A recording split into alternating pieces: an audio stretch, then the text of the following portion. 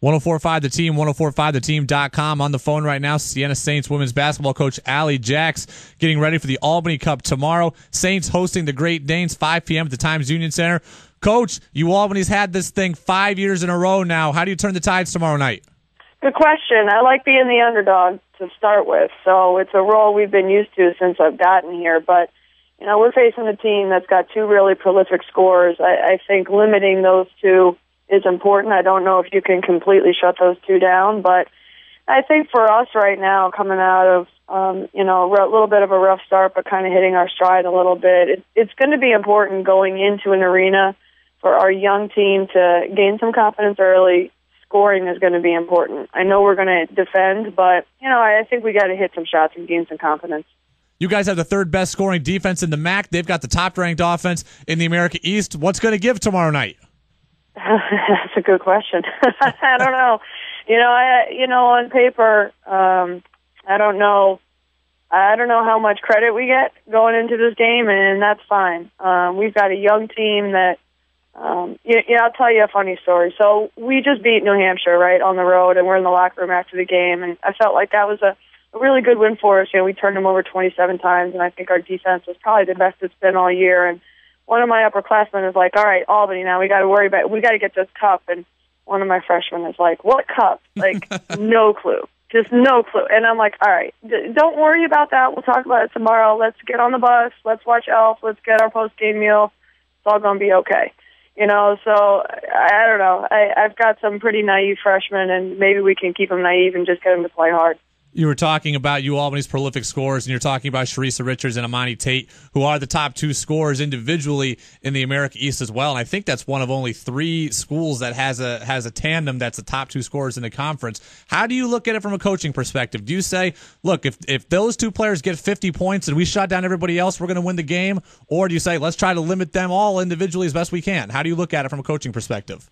Yeah, I think that's a really good question. I think for us, the way we defend is how we defend. We like to press back to a matchup, and that's how we defend. So we'll work on limiting individuals at times, but for us, it's also about our team concepts and pressing back to our matchup, back to Storm, and so we'll be aware of those 2 players. I think you have to be. I think limiting everybody is kind of probably the best route to go. You can't let Richards get 40, and she's capable of doing that. She's proved that, She's at 22. You got to limit her to 15 somehow. Keep her off the glass. Don't let her score in transition.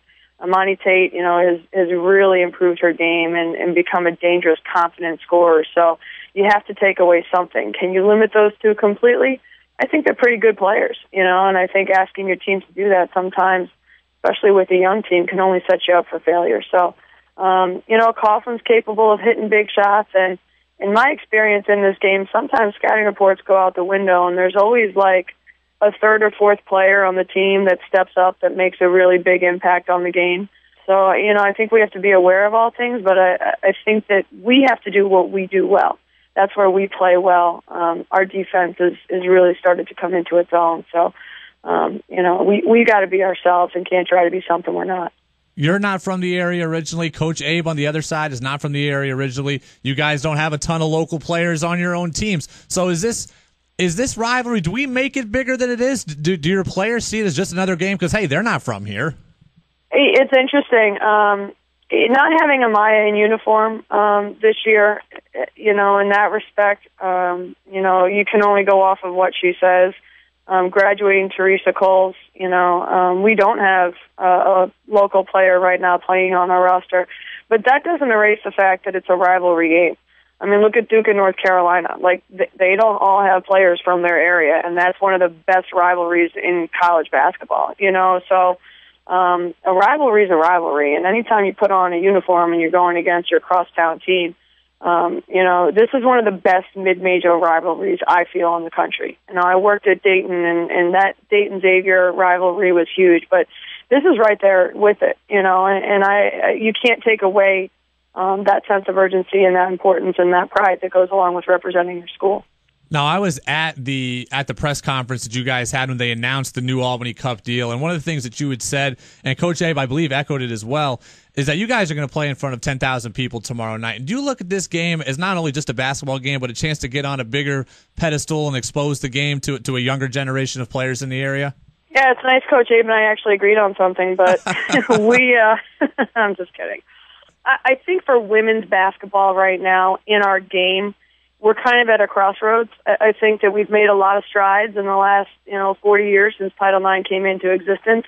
But I think we're also trying to find our own niche, and that's where you see some of the rules changes and going to quarters and some of the different things they've tried to do to make it a better game nationally.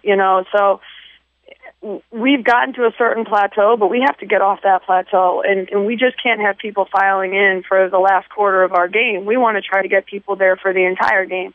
To do that, I understand my responsibility here at Siena is to make it a rivalry. We've got to compete, and we've got to steal this thing back one of these days.